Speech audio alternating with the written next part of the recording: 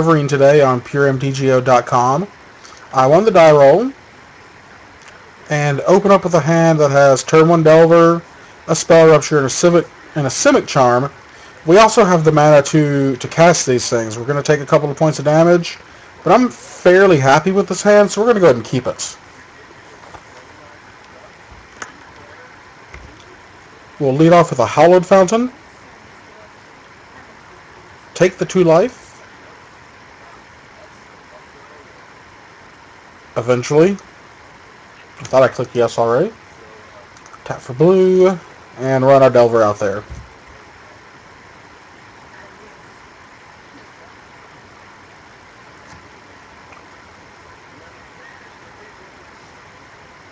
We're probably going to play the Glacial Fortress on our next turn, so we're not going to take a lot of damage in order to be able to Spell Rupture something. He's got an Arbor off of an Overgrown Tomb.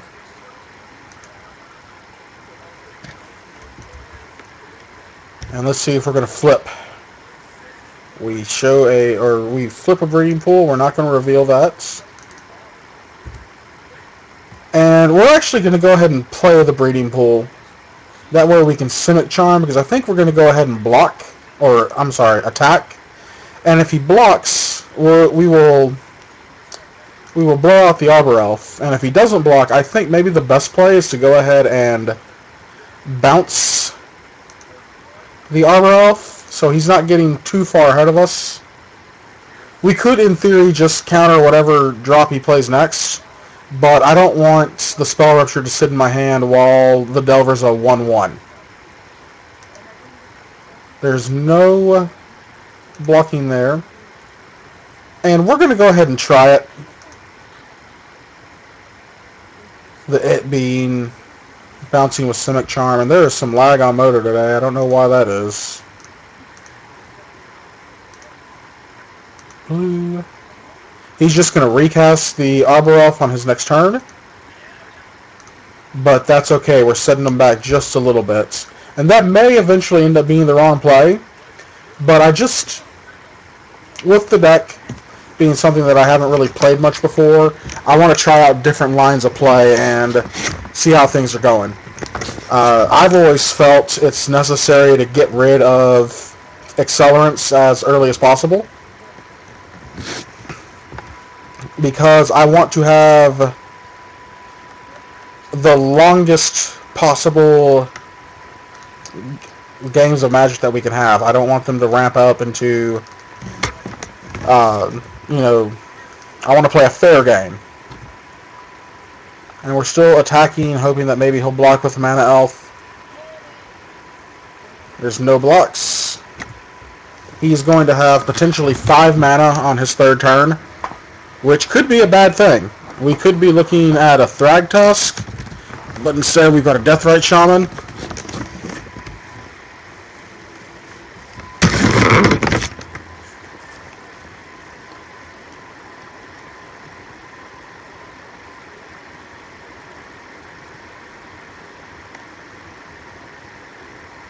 And my Cloudfin Raptor is going to get Orzhov Charms.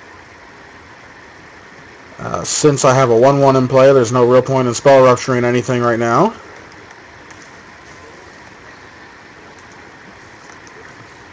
And I can't really attack into the Deathrite Shaman because I have a 1/1.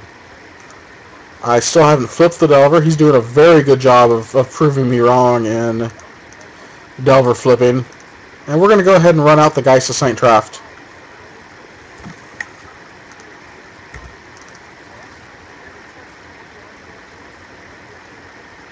And my Delver has been abruptly decayed. So he has 2 cards in hand. I just put counters on his creatures with the Gavany Township. We have an Unsummon. But right now, attacking just doesn't feel... It feels like I'm just getting in for 4. And that's not something I want to be doing, because I could unsummon the Deathrite Shaman. But it's not really getting anything done for me. Granted, I will more than likely unsummon this guy now, just to make him recast it. I could have done it in response to the Arbor Elf activation, and just failed to do so.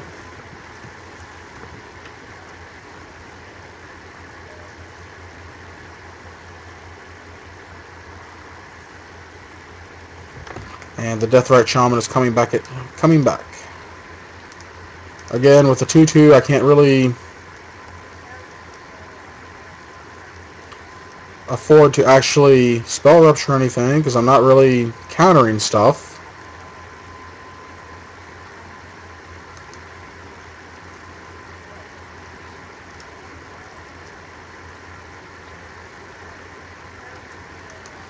And he's attacking with a 2/2, which could potentially be a 3/3, so there's no points in blocking other than to make him just tie up his mana.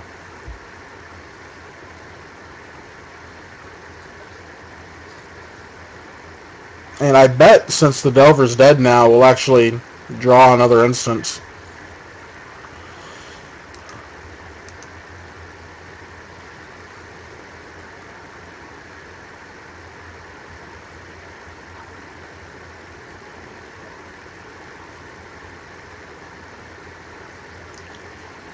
I'd really like to draw Rootborn defenses here, because I can attack and then get a permanent 4/4 Angel. And obviously it would put him in a weird block. And we got ourselves a Breeding Pool that I shouldn't have played just to keep cards in my hands. And again, there's no point in attacking because he's just going to grow his team and I'll lose my Geist. If he were at 4, yeah, that would be a different story, but there's just... I've not drawn particularly well this game. I've got 6 lands in play.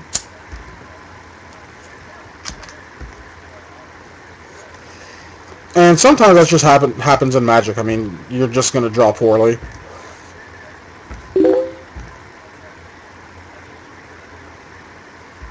There's a Lotlith Troll. And a Call of the Conclave. We'll go ahead and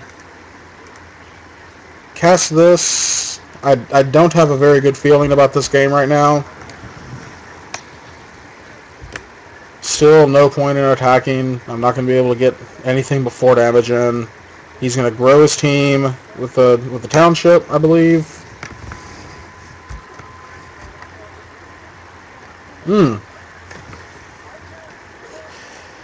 I, of course, F6'd and did not have the time to spell rupture the Restoration Angel. But to be fair, I'm pretty sure that this game was way over long before that Restoration Angel even came into play.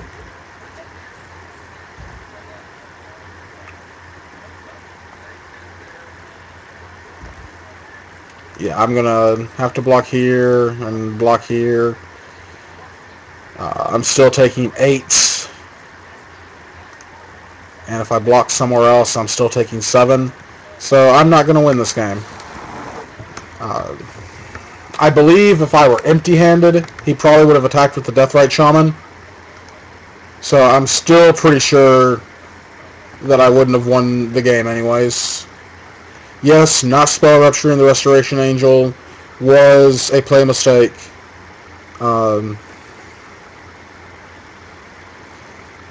But I did get frustrated and just went ahead and F6 because I was getting nothing, no help from the deck at all. So sideboard, we're not entirely sure if he's playing Junk or Junk Reanimator, and that's not a... The decks share a lot of common cards. I don't like the Midnight Haunting, so we're going to go and take that out. Deliverance would be okay. I like having Fogs against decks that potentially have Crater Hoof Behemoth in them. The counter magic, I'm not sold on in this matchup because if I don't flip Delver, I'm not going to be getting much value out of spell ruptures. So I think I'll take out the Spell Ruptures, and we'll go with Spectral Flights so that we can fly over. Since I lost, I get the option to play first. I will play first. This hand's a little shifty as well, but we've got a Knight, we've got the Charm, we've got the Unsummon. I'm going to go ahead and keep it.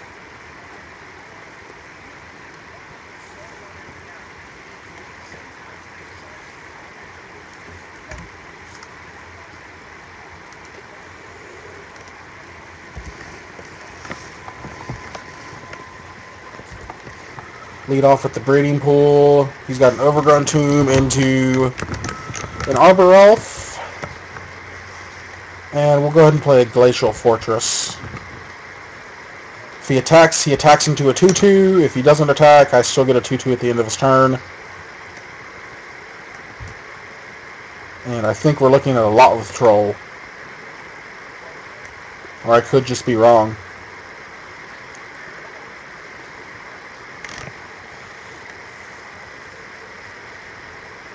Or I could have lost my internet connection. Who knows?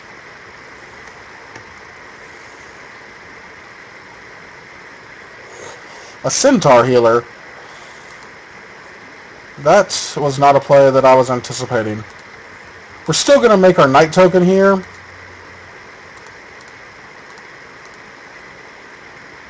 Make a Knight.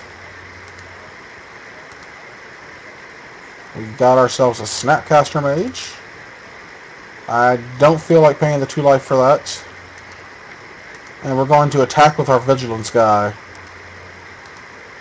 And if he blocks, we pump.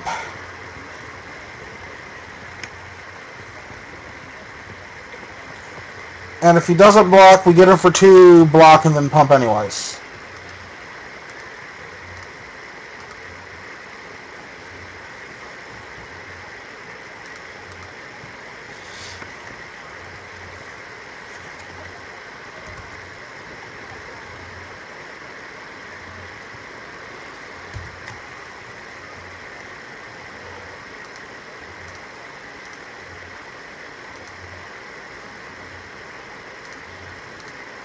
Green, blue. Target creature gets +3/+3. This may draw an Abrupt Decay. Oh, nope, draws an Orzhov Charm out. But we're not taking 3, and that's okay. Because we have the Snapcaster Mage into Celestia Charm if we need it.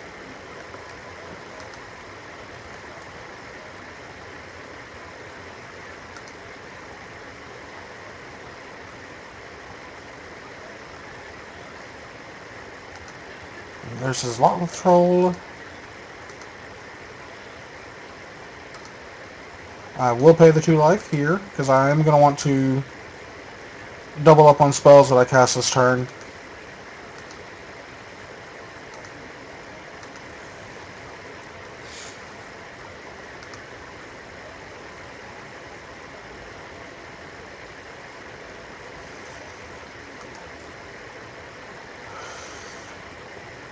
We'll go ahead and flash out our Snapcaster Mage. We're going to target... Do I want to target the Celestia Charm or the Simic Charm here? Celestia Charm will give me another blocker. The Simic Charm will allow me to deal with Centaur Healer and keep the Snapcaster Mage, so I think we're going to go with that route of play here. Go ahead and block the healer.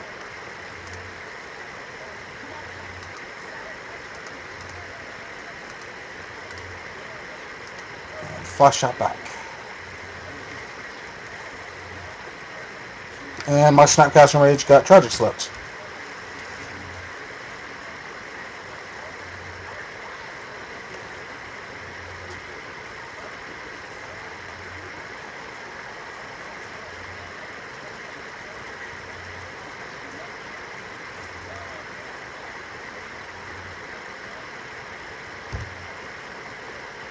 And we're going to draw some more land to go along with the Unsummon.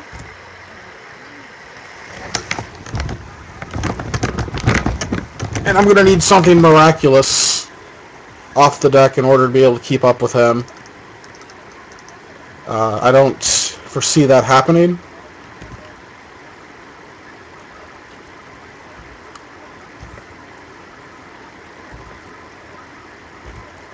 Took 5 that turn. And we'll go ahead and unsummon the Loth Troll at the end of his turn.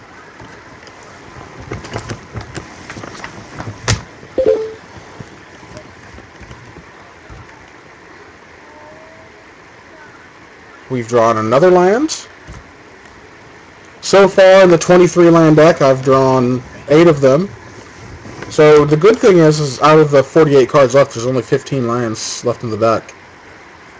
I'm bound to draw action soon, right?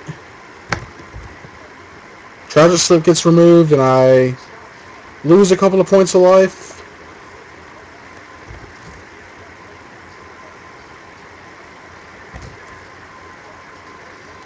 I'm going to take 4 from the Healer and the Arbor Elf. That'll put me at 5.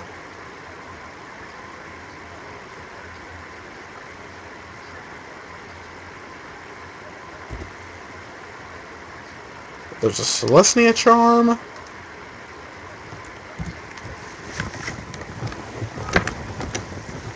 The Deathrite Shaman's going to put me at 3.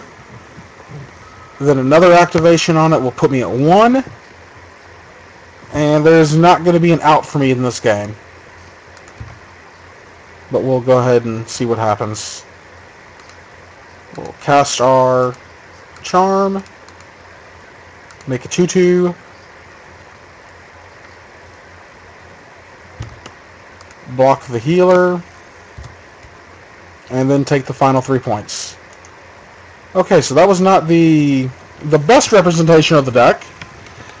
I don't think I sideboarded wrong. I may have kept some loose keeps, but as I'm learning the deck, I will be able to learn what hands are must mulligans and what hands are must keeps. So I'll be back here on PureMTGO.com with another round here shortly. Thank you again for watching.